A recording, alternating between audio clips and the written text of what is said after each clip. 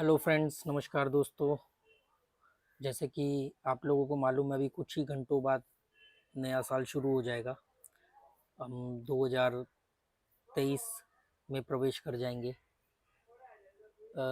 According to English calendar जो हम normally use करते हैं, जो ईसा मसीह के बाद से माना जाता है।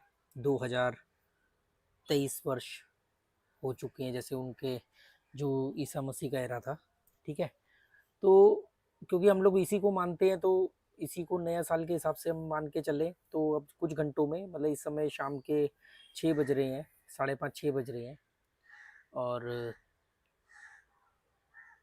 तो लगभग 6 घंटे बाद नया साल शुरू हो जाएगा।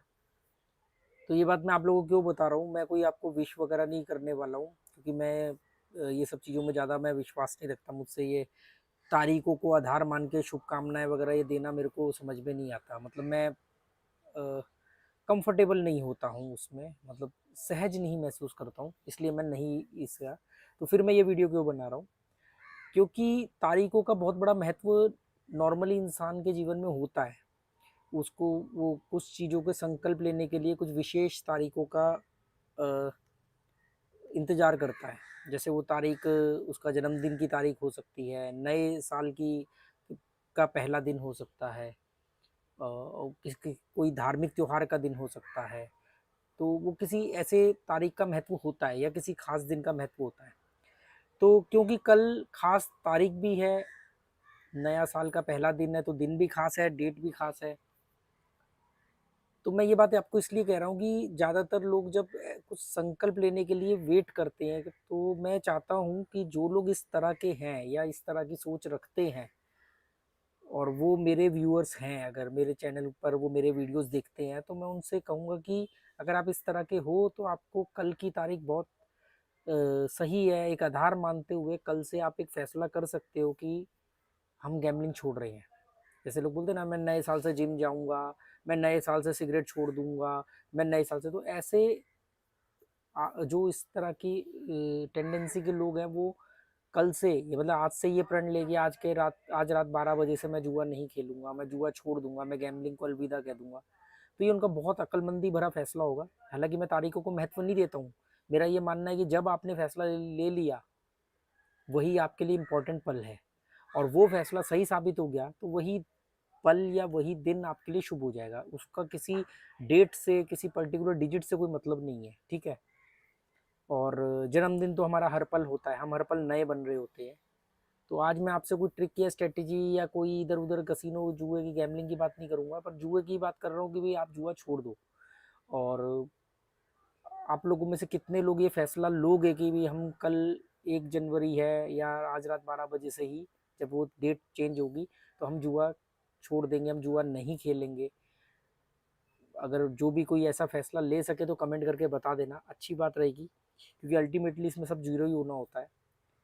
तो मैं ये वीडियो इस टॉपिक पर बनना, मतलब मैं वीडियो आज बनाने के मूड में नहीं था, पर मुझे लगा कि यार क्या पता, अगर आप में से कोई एक व्यक्ति भी अगर ये फैसला कर लेता है या उसके दिमाग में ये बात आ जाती है और वो कहता है ठीक है यार, कल से मैं जुआ छोड़ देता हूँ, और तो बहुत अच्छी बात है।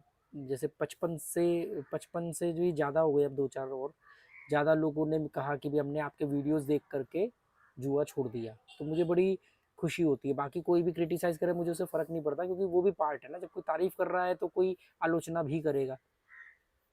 बहुत सारे लोगों को जैसे ये नहीं समझ में आता कि यार आप जुआ छोड़ने की बात करते हो और फिर जुए की ट्रिक स्ट्रेटेजी भी समझाते हो। तो मैंने कई वीडियोस में ये बात एक्सप्लेन करी है कि अगर कोई व्यक्ति को लत पड़ गई है और वो नहीं छोड़ सकता है, तो क्या उसको मरने के लिए छोड़ दें, उसको बर्बाद होने के लिए छोड़ दें, या उसको उस दिन तक का वेट करें कि जब वो दिन उसको अकल आएगी, तब तक के लिए कम से कम उसको इतना तो सिखा सकें कि वो कम से कम अपने नुकसान कम करे, प्रॉफिट में आए, अपना गया हुआ पैसा वापस ला पाए। और इसी जगजोज में एक दिन उसको अकल आएगी और वो छोड़ देगा। या हम उसको कहते हैं कि इसको तो अकल आनी नहीं है, तो जुआ छोड़ नहीं रहा, तो इसको मरने दो। ऐसा नहीं होना चाहिए।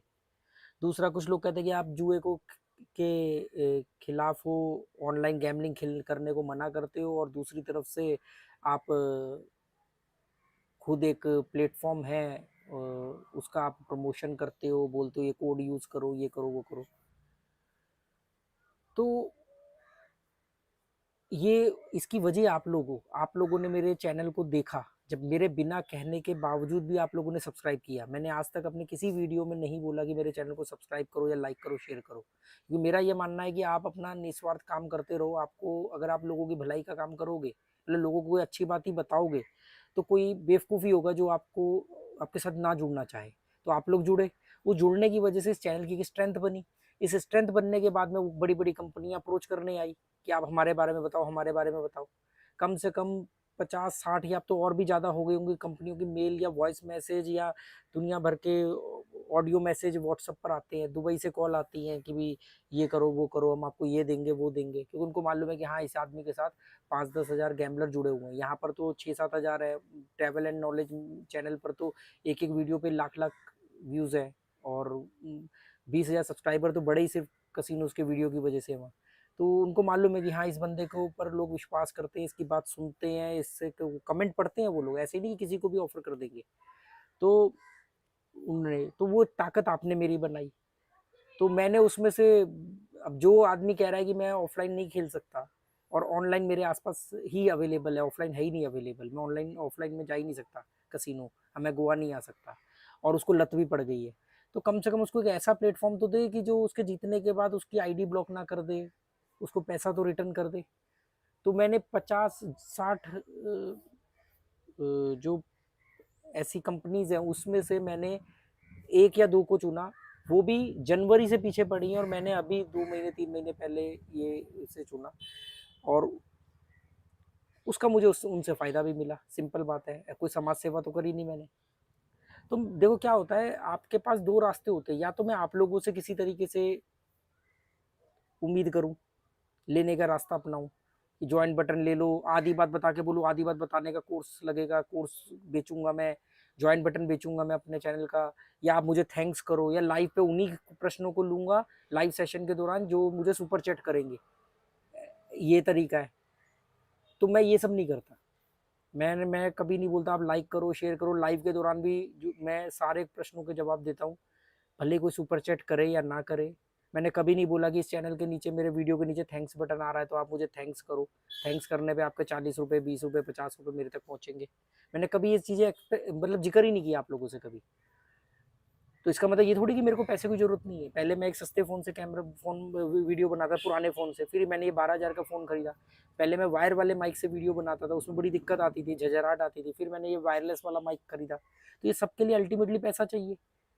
तो यूट्यूब से तो पैसा आता नहीं है, वो तो ना के बराबर आता है। तो जहाँ से पैसा तो मैंने कहा कि जो आपसे पैसा ले रहा है उससे अगर मैं पैसा ले सकता हूँ तो मुझे उसमें कोई बुराई नहीं दिखी।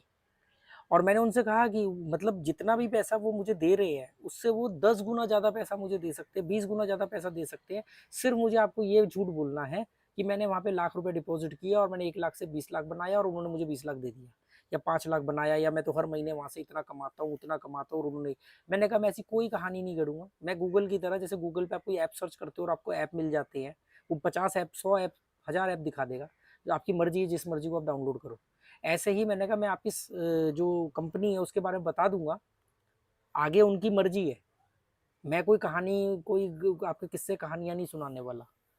तो बल्कि कई बार तो मैंने उनके ऊपर वीडियो बनाते बनाते में भी ये बात बोली कि भाई ऑनलाइन मत खेलो तो ज़्यादा अच्छा है, क्योंकि पैसा मेरी ज़रूरत है और पैसा मेरा लक्ष्य सपना या हवस नहीं है। इसीलिए गोवा में रहते हुए भी कसिनो में बहुत कम जाता हूँ या मेरे पर हावी नहीं हो पाया। ठीक है, तो थोड़ा मुद्दे से हम दाएं बाएं हो गए हैं। मैं आपको ये कहना चाह रहा हूँ मेन बात कि कल से नया साल शुरू हो रहा है, और मेरे हैप्पी न्यू ईयर कहने से आपका ईयर हैप्पी नहीं होगा। आपका ईयर हैप्पी इस बात से होगा कि आप जुआ छोड़ दो। तो दोस्तों अपने आने वाले नए साल को शुभ बनाओ अपने लिए और जुए को अलविदा कह दो। जो भी नुकसान हुआ है उसको समझ लो कि कोई दुकान खोलते, कोई बिजनेस खोलते, उसमें भी तो नुकसान होता ना। कोविड के दौरान कितने बिजनेस बंद हो गए, कितने लोगों का पैसा खत्म हो गया, कितने लोग बर्बाद हो गए, कितने लोगों की जान गंवानी पड़ गई। तो उनमें से समझ लो कि एक आप भी हो गई जी, चले गया पैसा, और उसको छोड़ो और मूव ऑन करो। क्योंकि बात खाली जीतने या हारने की नहीं है, बात ये कि आपको किसी और लायक नहीं छोड़ेगा, दिमाग फिर कुछ और नहीं सोच पाएगा, फिर आपको सब कुछ यही लगेगा। तो उम्मीद करता हूँ दोस्तों ये वीडियो आपको समझ में आएगा, और नए साल को अपना शुभ बनाओ। कैसे शुभ बनाना है मैंने आपको बता दिया, और जो लोग मेरी इस बात से एग्री हैं, उनको लगता है कि वो ऐसा कर पाएंगे, तो प्लीज़ कमेंट करके बता देना, मुझे भी खुशी होती है।